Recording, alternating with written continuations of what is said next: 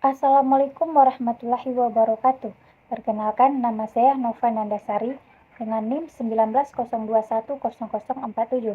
Di sini saya akan menjelaskan materi tugas komprehensif mata kuliah Metodologi Studi Islam dengan dosen pembimbing Dr. Heliati Fajria, SAG, MA.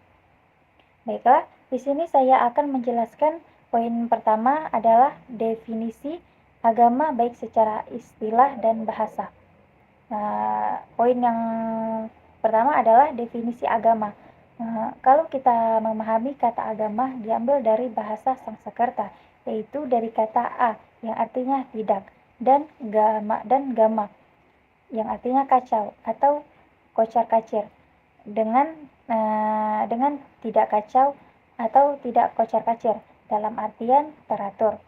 Pengertian agama dilihat dari peranan yang harus dimainkan adalah agar setiap orang yang terpegang pada agama dapat memperoleh ketenangan, ketentraman, keteraturan, kedamaian, dan jauh dari kekacauan.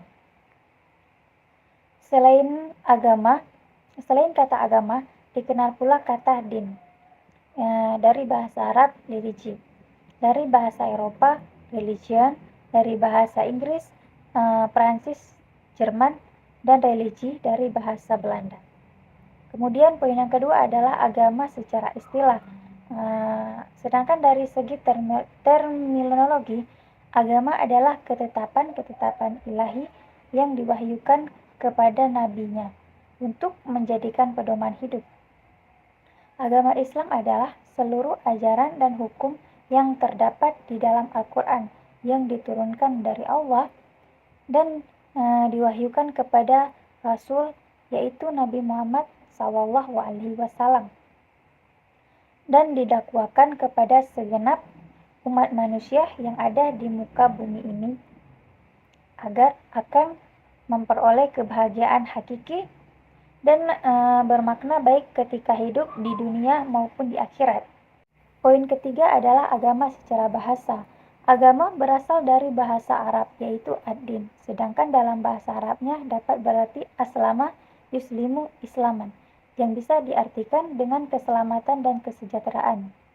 Kemudian bisa pula Islam berarti sulamun, yaitu tangga jenjang ke atas. Islam bisa pula diartikan dengan penyerahan diri sepenuhnya kepada Allah Subhanahu wa Ta'ala. Dari asal kata salima, yaslamu. Oleh karena itu, apabila kita mengaku sebagai seorang yang beragama Islam, kita harus benar-benar menyerahkan diri sepenuhnya kepada Allah Subhanahu wa Ta'ala.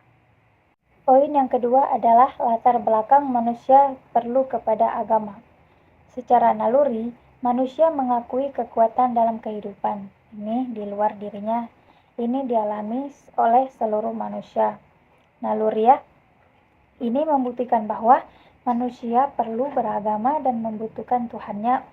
Untuk itu, manusia diperintahkan mengagungkan dan mensucikannya. Sekurang-kurangnya ada 3 alasan yang melatar belakangi perlunya manusia terhadap agama. Antara lain, yang pertama adalah karena fitrah manusia. Dalam konteks hal ini, di antara lain ayat Al-Quran dalam surah Ar-Rum ayat 30 menjelaskan tentang bahwa ada potensi fitrah beragama yang terdapat pada manusia.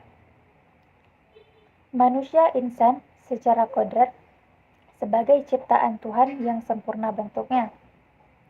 Dibandingkan dengan makhluk lainnya, sudah dilengkapi dengan kemampuan, mengenal, dan memahami kebenaran dan kebaikan yang terpancar dari ciptaannya. Karena adanya kelemahan dan kekurangan manusia. Poin yang kedua, menurut Quraisy, syihab bahwa dalam pandangan Al-Quran diciptakan Allah dalam keadaan sempurna yang berfungsi menampung serta mendorong manusia berbuat kebaikan dan keburukan, dan karena itu sisi dalam manusia yang tertera di dalam Al-Quran dianjurkan untuk diberi perhatian lebih besar. Namun demikian bahwa manusia dengan akalnya memiliki kelemahan akal dapat mengetahui yang baik dan buruk, tetapi tidak semuanya yang baik dan buruk diketahui oleh akal. Yang ketiga adalah karena tantangan manusia. Faktor lain yang menyebabkan manusia memerlukan agama karena manusia dalam kehidupannya menghadapi berbagai tantangan yang datang dari dalam maupun dari luar. Nah, tantangan dari dalam dapat berupa dorongan hawa nafsu dan bisikan setan.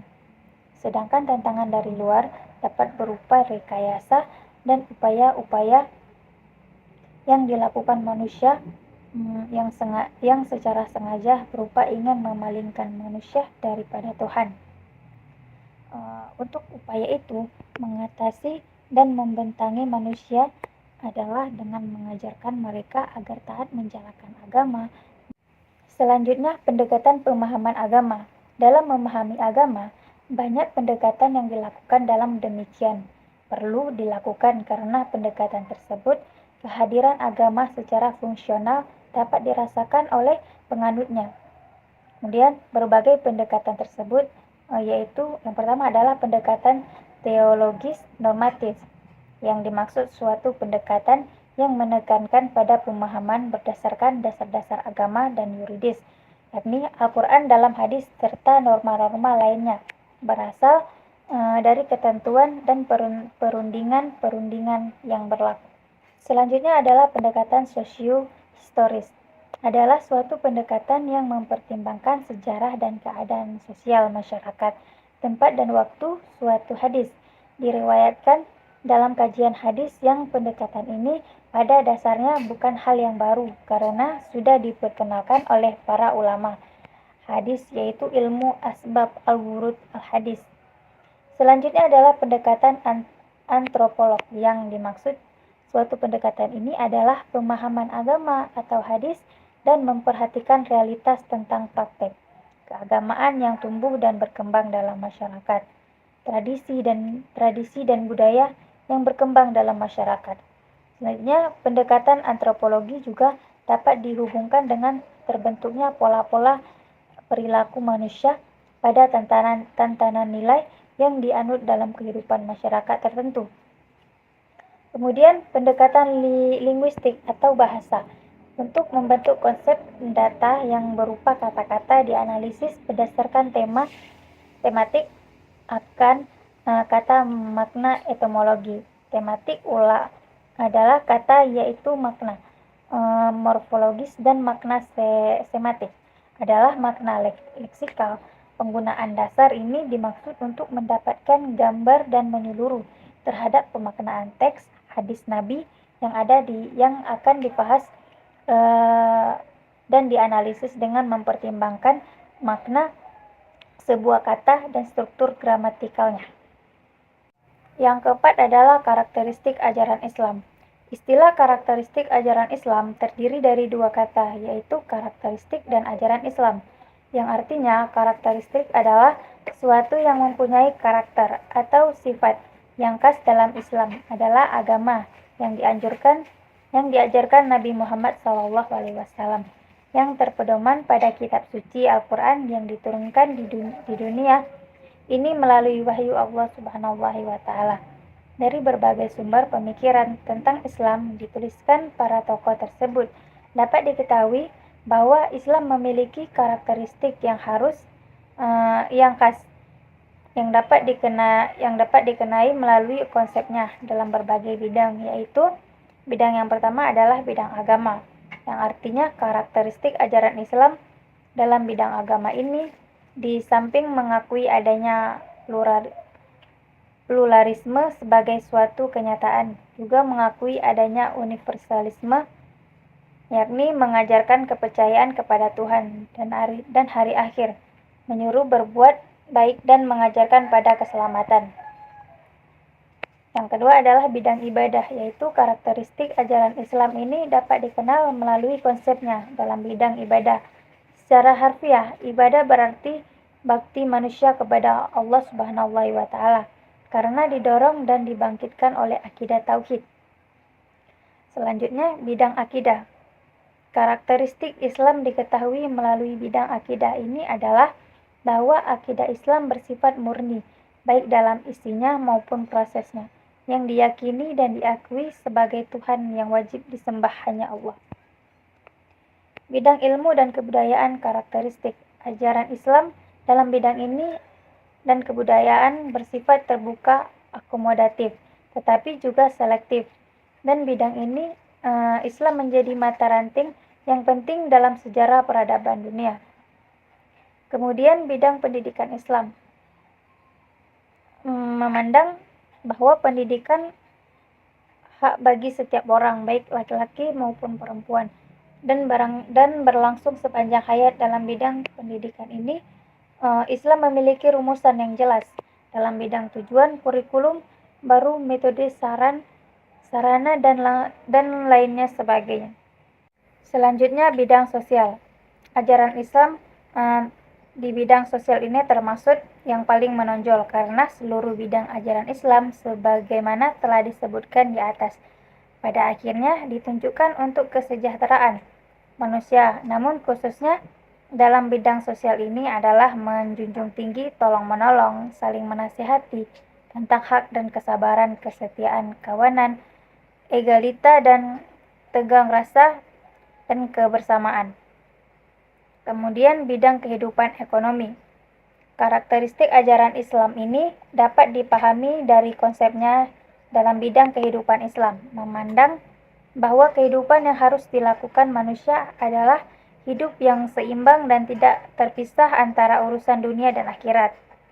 Kemudian adalah bidang kesehatan. Ajaran Islam tentang kesehatan terpedoman pada prinsip pencegahan lebih diutamakan daripada penyembuhan. Berkenaan dengan konteks kesehatan, ini ditemukan sekian banyak petunjuk kitab suci dan sunnah Nabi SAW yang pada dasarnya mengarah pada upaya pencegahan dan dapat kita baca pada ajaran Al-Quran surah Al-Baqarah ayat 222. Kemudian bidang politik. Ciri ajaran Islam ini dapat diketahui melalui konsep dalam bidang politik. Dalam Al-Quran surat An-Nisa ayat 59. Terdapat perintah manusia ulil amri yang artinya termaksud penguasaan bidang politik, pemerintah dan negara. Dan selanjutnya adalah bidang pekerjaan. Islam memandang bahwa kerja sebagai ibadah kepada Allah Subhanahu wa Ta'ala.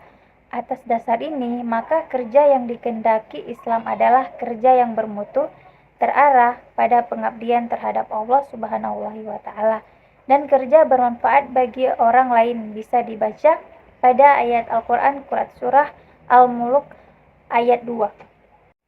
Sekian pembahasan dari saya dengan mata kuliah Metodologi Studi Islam. Saya tutup dengan wassalamualaikum warahmatullahi wabarakatuh.